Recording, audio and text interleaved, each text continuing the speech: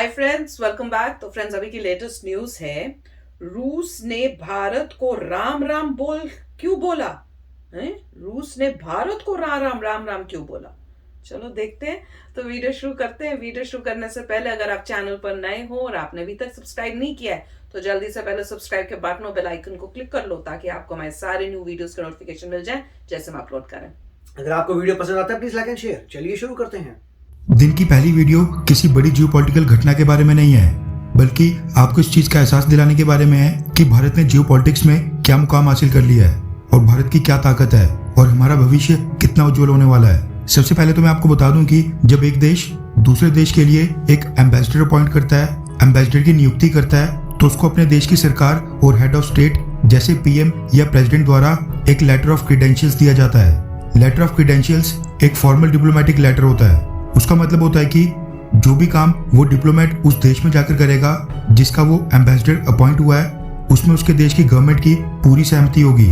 उसको अपने देश की गवर्नमेंट द्वारा रिप्रेजेंट करने की पावर्स भी दे दी गई हैं। उदाहरण के लिए रशिया अगर भारत में अपना नया एम्बेसडर नियुक्त करता है तो वो ambassador Russian president Vladimir Putin से लेटर ऑफ क्रीडेंशियल्स लेकर आएगा, जिसमें मेंशन होगा कि वो एम्बेसडर और उसके एक्शंस जो वो भारत में आकर करेगा वो गवर्नमेंट ऑफ रशिया को रिप्रेजेंट करते हैं। नए एम्बेसडर को एक प्रोटोकॉल फॉलो करना पड़ता है। भारत आने के बाद नए एम्बेसडर को अपना लेटर ऑफ क्रीडेंशियल्स जो उसको अपने देश की सरकार से मिला था वो भारत के प्रेसिडेंट को पेश करना होता है। किसी भी देश में अपॉइंटमेंट के समय एम्बेसडर 2 लेटर ऑफ क्रीडेंशियल्स लेकर आते हैं। एक अनसील्ड कॉपी होती है जो उस देश में पहुंचते ही उस देश के फॉरेन मिनिस्टर को देनी होती है ताकि वो वहां पर पहुंचते ही अपना काम शुरू कर सके, और जो ओरिजिनल सील्ड कॉपी होती है वो एक प्रोटोकॉल और सेरेमनी के तहत पर्सनली अपने हाथों से उस देश के हेड ऑफ स्टेट को देनी होती है। पिछले कुछ दिनों से मैं आपको कई बार बता चुका हूँ कि रशिया ने भारत में अपने नए एम्बेसडर डेनिस आलिपोव को नियुक्त किया है। डेनिस आलिपोव के साथ साथ भारत में रिसेंटली कुछ और देशों ने भी भारत में अपने नए एम्बेसडर नियुक्त किए हैं। रशिया के साथ साथ कनाडा, इंडोनेशिया, मलावी, अल्जीरिया।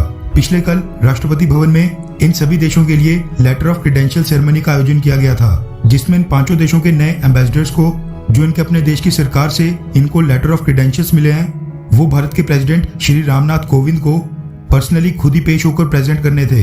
इस ऑफिशियल सेरेमनी में इंडिया ने इन 5 देशों द्वारा अपॉइंट किए गए एम्बेसडर्स को उनके देश के रिप्रेजेंटेटिव्स के रूप में मान्यता दे दी है और उनकी नियुक्ति स्वीकार कर ली है।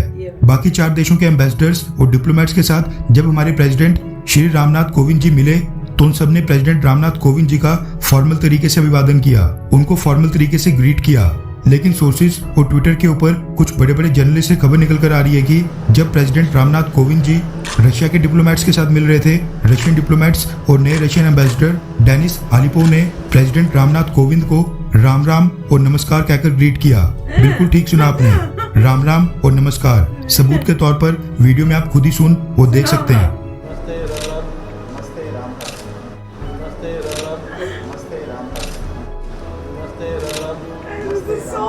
इसके साथ ही रशियन एम्बेसडर डेनिस आलिपोव ने एक स्टेटमेंट भी दी जिसमें उन्होंने कहा कि माननीय श्री रामनाथ कोविंद को लेटर ऑफ क्रीडेंस भेंट कर सम्मानित महसूस कर रहा हूं। रशिया और इंडिया के बीच ट्रेडिशनल फ्रेंडशिप और प्रिविलेज्ड स्ट्रेटेजिक पार्टनरशिप यानी पारंपरिक दोस्ती और विशेषाधिकार प्राप्त रणनीतिक साझेदारी को मजबूत करने की दिशा में मजबूती से काम करने को दोहराता हूँ। रशिया के नए एम्बेसडर डेनिस आलिपोव को रशिया में इंडिया स्पेशलिस्ट कहा जाता है, इसलिए उन्होंने नमस्कार और राम राम वाला टच शायद खुद ही दिया होगा। उनको भी पता है कि भारत के अंदर क्या डायनामिक्स हैं और रशिया के फेवर में इंडियंस का सपोर्ट कैसे हासिल करना है। खैर, रशियन डिप्लोमेट्स का नमस्ते और राम राम आपको कैसा लगा? नीचे कमेंट करके अपनी राय जरूर बताएं। तो फ्रेंड्स, वीडियो सच्ची बताऊं बड़ा ही प्यारा था। अच्छा, उन्होंने जब ये बोला ना राम राम करके बोला, उसके बाद वीडियो दिखाई, दैट वाज वेरी ब्यूटीफुल। इतना प्यारा लगा ना, इतना खुशी हो रही थी भाई। ऑब्वियसली इंडियन हार्ट है, कोई ऐसे करेगा तो फिर अच्छा तो लगता ही है ना। और मैं ये सोच रही थी, देखो उनका वो भी कितने अच्छी तरह से उनको ये पता था कि भैया उन्होंने स्टडी किया है कि इंडिया में कैसे बोलते हैं, क्या है नमस्ते राम राम, तो उन्होंने वो बोला है। और अमेजिंग है, नमस्ते के साथ राम राम भी आजकल इतना नहीं सुनने को मिलता। राम राम जब मिलते हो, एक राम राम करते हो, हमारी दादी के टाइम में होता था राम राम जी, राम राम। आप देखो कि गाँव में हुआ करता था, मूवियों में देखो तब आता है राम राम। बोलना तो राम राम चाहिए क्योंकि भगवान का नाम भी निकल रहा है आपका, भगवान को याद भी कर लिया और जो आपका दिन है वो अच्छा निकलेगा, भगवान याद रहेंगे आपको 24 आवर्स जब भी आप किसी को मिलते हो, वो भी सुनेंगे नाम, आप भी सुनोगे भगवान का, तो अच्छी बात है। पर दिस वॉज रियली क्यूट, इतना प्यारा लगा ना बोलते हुए। वो कह रहे थे कि उनको भी पता है कि कैसे जो है इंडिया के लोगों का दिल जीतना है, वाकई में उनको पता है कि भैया ऐसे बोलोगे तो इंडिया का दिल तो जीत ही लोगे आप, हमारा जीत लिया तो फिर और क्या। तो बहुत ही क्यूट था। और मैं सोच रही हूँ कि जो प्रेसिडेंट है उनका रिएक्शन क्या होगा जब उन्होंने सुना होगा ये क्या कर रहे हैं ये, उनको भी खुशी हो रही होगी। पर ये देख लो इंडिया की इंपॉर्टेंस इतनी हो गई है करंट सिचुएशन में कि हर कंट्री इंडिया के साथ किसी भी तरह से अच्छे रिलेशनशिप्स रखने की कोशिश में है।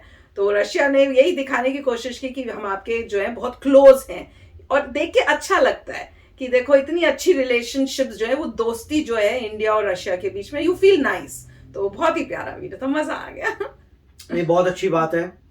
और मुझे पता नहीं आजकल लोग कितना राम राम यूज करते हैं, हमारे समय में तो काफी यूज होता था। हाँ, वही मैं कह, अगर आप मतलब जब भी आप बाहर जाते थे, कहीं से मिलते थे, लोग बोलते थे दूध वाले आएंगे, दूध राम वाले, राम हाँ जी। मतलब ये सब बोलते थे, तो राम राम बोलते थे। तो हाँ। आपको मतलब जो भी यूज टू था, मुझे पता नहीं आजकल इतने नई जनरेशन को क्या इस मुझे कॉन्सेप्ट के बारे में पता है कि नहीं पता, आई डोंट नो। मुझे लगता नहीं। सिटीज में हाँ। मतलब मेन क्वेश्चन है, सिटीज में क्या यंगस्टर्स को पता है कि राम राम कितने लोग बोलते हैं सिटीज में?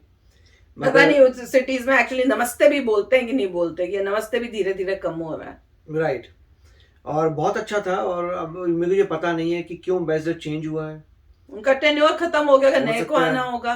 राइट। क्या और जो पता। दूसरे वाले हैं, ऑफ कोर्स एम्बेसडर जो भी आएगा वो एक्सपर्ट होगा ओ या उस कंट्री के बारे में, बहुत स्टडी के, बहुत ही ये वेल लर्नेड, वेल एजुकेटेड होते हैं एम्बेसडर्स, रियली जबरदस्त, मतलब स्मार्ट, इंटेलिजेंट और पढ़े लिखे। और उनको पता है कि उनको अपनी कंट्री के जो काम है वो लेके जाने हैं, इंडिया में प्रस्तुत करने हैं, उनका अप्रूवल करवाना है और ये सब करना है। तो बहुत ट्रिकी काम होता है, क्योंकि कई बार अगर कंट्रीज में थोड़ी सी भी क्लैश हो, सबसे पहले बेचारे एम्बेसडर्स को ही बोलते हैं वापस जाइए। टिट फॉर टैट जो होता है, जहाँ पर यही होता है, टिट फॉर टैट में पहला स्टेप ये होता है कि बोलते हैं आप वापस जाइए, और वहाँ पे इमीडिएटली आपकी कंट्री के वहाँ से वापस जाएंगे। तो ये रेगुलर होता है। तो काफ़ी उनको मतलब बहुत स्मार्टली काम करना पड़ता है। अच्छी बात है। जैसे अभी इंडिया रशियन ऑयल ले रहा है, तो वो भी बहुत अच्छा है। 25-30%, 25% मेरे ख्याल से डिस्काउंट था। तो और बहुत सारी अभी बातें होगी मोस्ट लाइकली ट्रेड के बारे में, विच इज़ फाइन, क्योंकि रशिया का भी कह रहे हैं कि 150 बिलियन का डेट है जो शायद उनको डिफिकल्टी हो रही है पे करने में। तो मगर मेरे ख्याल से तो पे कर लेंगे कहीं ना कहीं से कुछ जुगाड़ करके। और रशिया ने मेरे ख्याल से चाइना से भी हेल्प मांगी है। तो काफ़ी कॉम्प्लेक्स होती है जियो पॉलिटिक्स, और काफ़ी अच्छा लग रहा है कि उन्होंने अच्छा जेस्चर शो किया है। जेस्चर बहुत प्यारा था। और ये मेरे ख्याल से वो अकेले नहीं थे, जैसे वो 4-5 और एम्बेसडर्स चेंज हुए हैं, क्योंकि हाँ। इतनी सारी कंट्रीज हैं। मेरे को लगता है मतलब बहुत रेगुलरली कोई ना कोई सी कंट्री का टर्म खत्म हो रहा होगा, नए लोग आ रहे होंगे, तो और प्रेसिडेंट जो है इकट्ठे ही उनको करते होंगे साइन इन या जो भी करना है। पर प्रोसीजर बड़ा सुंदर था, जिस तरह से जब वो मार्च करते हुए एक के पीछे एक, और सबके पैर जो थी इकट्ठे जा रहा था। जब राइट आगे जाना है तो सारे एम्बेसडर्स का राइट आगे जा रहा था, अगर आपने देखा हो वीडियो में, तो वो चल रहे थे बिल्कुल सेम, टांगे उनकी हिल रही थी। और फिर वहां पे जो प्रेसिडेंट है उनके पास जाके फिर उन्होंने सीधी एक लाइन बनाई, और उसके बाद एक एक करके वो अपना जो भी लेटर लाए थे वो उनको दिया, और उसके बाद नमस्ते करके फोटो ली है, और उसके बाद वहां पे राइट। और एक मजे में एक भाई साहब थे जिनका बड़ा जबरदस्त केप था, केप पहन के जा रहे थे। हाँ, वो ओल्ड भी थे, मेरे ख्याल से सबसे ओल्ड भी ओल्ड थे। और तो वो किसी कंट्री से रिप्रेजेंट कर रहे होंगे एम्बेसडर, ओल्ड थे। इंडोनेशिया के वाली तो जो लेडी थी, हाँ। उन्होंने भी अपना ट्रेडिशनल ड्रेस पहन हाँ। के आई हुई थी। तो जिन्होंने केप पहना था वो भी इंटरेस्टिंग वो था। भी अच्छा था। मेरे को लगा पता नहीं कहीं के किंग है कि क्या है, जो पहले देखा था Ambassador है। हाँ, पर बताया कि मतलब उस समय में एम्बेसडर्स पहनते होंगे ऐसे केप, पहनते, तो वो उनके में पहनते होगा ट्रेडिशन की ऐसे जो बिल्कुल। एम्बेसडर्स जा रहे हैं उन्होंने ऐसे पहनना है। पर जिनको भी भेजा होगा ना रशिया ने,